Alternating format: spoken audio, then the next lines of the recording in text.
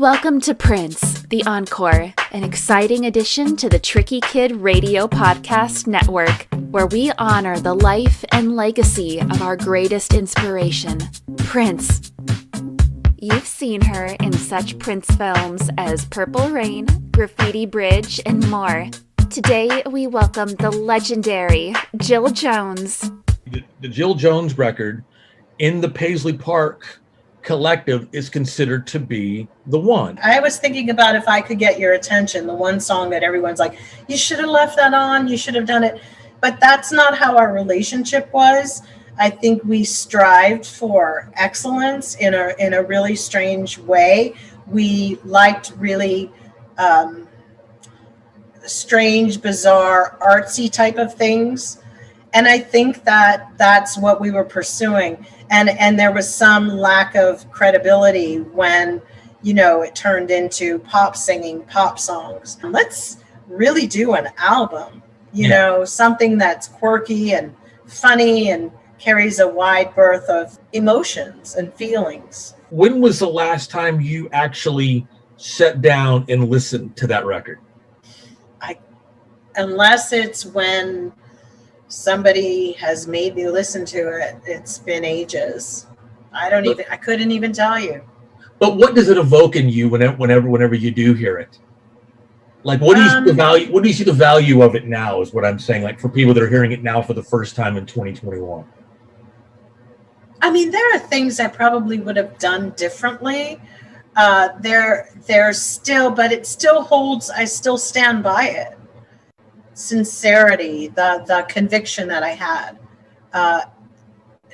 The Mia Boca I do hear more than anything else. Violet Blue, when I listen to it, I'm just like, this song is sick. It's always going to be sick. Yeah, totally. Hands down. Yeah. That shit is badass. It is. I hate to say it myself. And I don't care who sings it. It's just the honesty in it. The everything was just perfect in that song, particularly.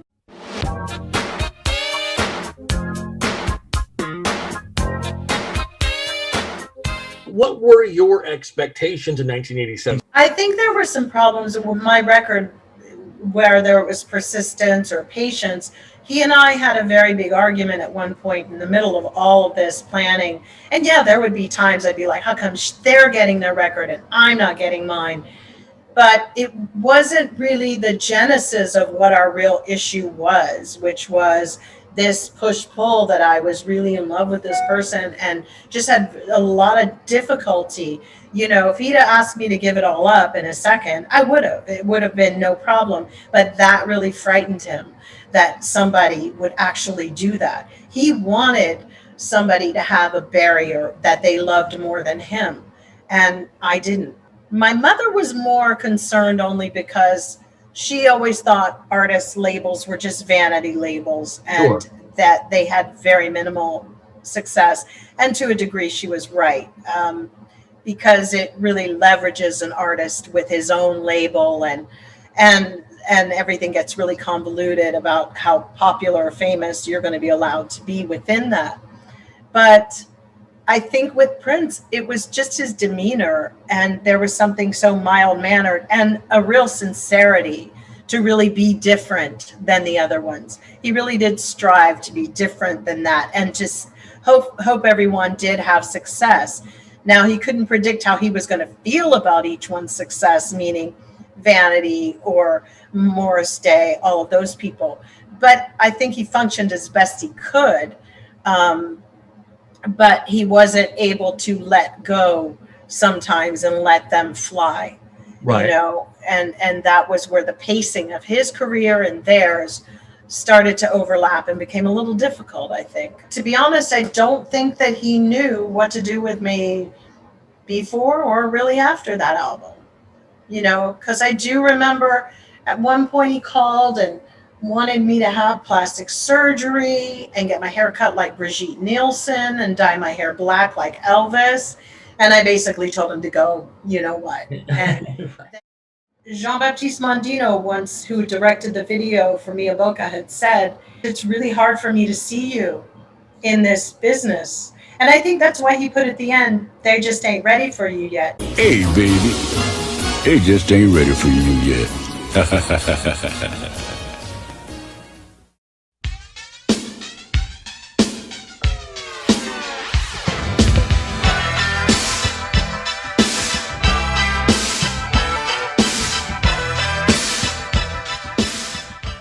I was living with him in this house in Benedict Canyon.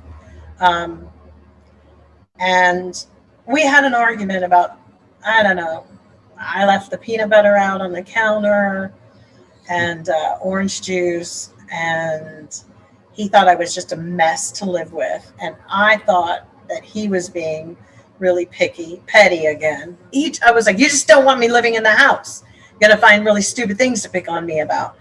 And that's how it started. Jesse Johnson has another component to this song because he was in the studio recording with Prince on the way to the house when Prince and him quit recording, jumped in and to drive back, already getting them all tuned up. I called and I said, well, good luck enjoying your house when you get home. And I hung up the phone.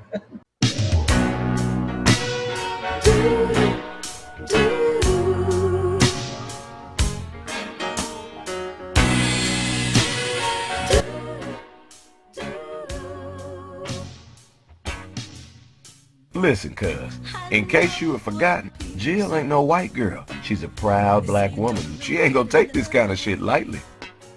But I want you anyway. You're like a drug, and I can't get enough. You be great emotion pictures, 'cause baby, you really got. I had moved out and moved into, I think, La Park, and then he showed up.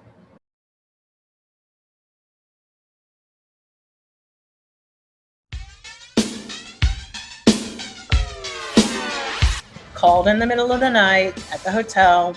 I came down and I knew with like tension of sitting there in the car. And then he gave it to me. He goes, this is for you.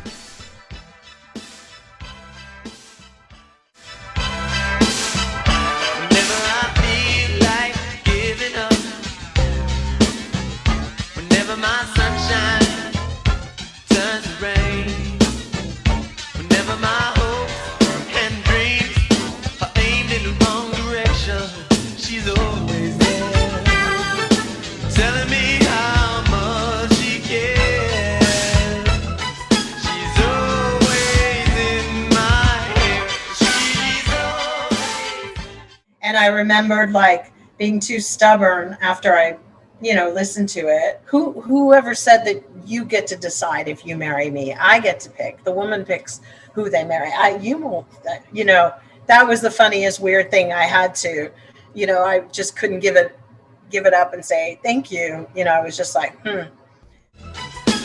always in my. But I do think he was that boss. Now that I've gone on and I've worked jobs, he was that boss over a holiday or a lonely weekend that you'd be working. Oh, and I almost forgot. I'm also going to need you to go ahead and come in on Sunday, too, okay? Totally. Stay tuned for part 2 as we get into Graffiti Bridge and much more. These my lips, are they petals from some crazy flower? Oh, these my hips, if they only had some kind of power moves. All day, all night, you can be my baby, I make you feel alright. All day, all night, you can be my baby, I make you feel alright. Oh, get the show mouth, am I swirling in some white tornado? Prince the Encore is part of the Tricky Kid Media Network and distributed by iHeartRadio and available on Spotify, Apple Podcasts, and the Google Play Store. Subscribe for free on the iHeartRadio app or on your favorite podcast platform. Follow us on Twitter at TrickyKid2 and at cat_tabby. You can also follow us on Twitch at twitch.tv/DJ TrickyKid or twitch.tv/tabbycat. Is this your house? Am I in an ocean of desire?